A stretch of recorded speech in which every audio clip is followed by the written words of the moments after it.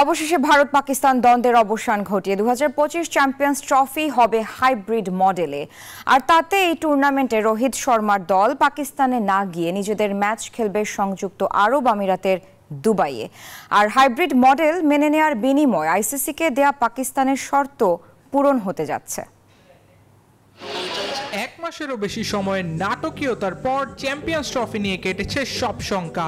ভারত পাকিস্তান দ্বন্দ্বে সুতোয় ঝুলছিল 2025 চ্যাম্পিয়ন্স ট্রফির ভাগ্য।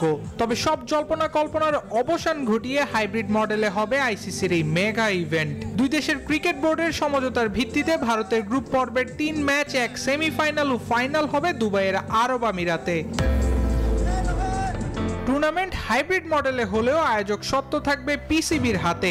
তবে ভারত যদি সেমিফাইনাল কিংবা ফাইনালে না ওঠে, সেক্ষেত্রে এই ম্যাচ দুটিও পাকিস্তানে হওয়ার সম্ভাবনা রয়েছে। তবে হাইব্রিড মডেলে টুর্নামেন্ট আয়োজনে পাকিস্তান ক্রিকেট বোর্ডের বিশেষ ক্ষতিপূরণের দাবি মেনে নেয়নি আইসিসি। এছাড়া রোহিত শর্মা, বিরাট কোহলিরা পাকিস্তানে গিয়ে খেলতে রাজি না হয় পিসিবি শর্ত দিয়েছিল 2026 টি-20 বিশ্বকাপ খেলতে ভারত যাবে না পাকিস্তান।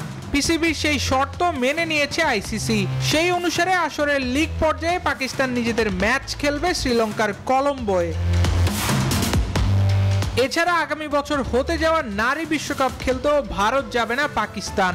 আইসিসির সাথে দুই দেশের বৈঠকে সিদ্ধান্ত হয়েছে পিসিবির শর্ত অনুসারে 2027 থেকে 2031 সাল পর্যন্ত মেয়েদের একটি আইসিসি টুর্নামেন্ট আয়োজনের সুযোগ পাবে পাকিস্তান।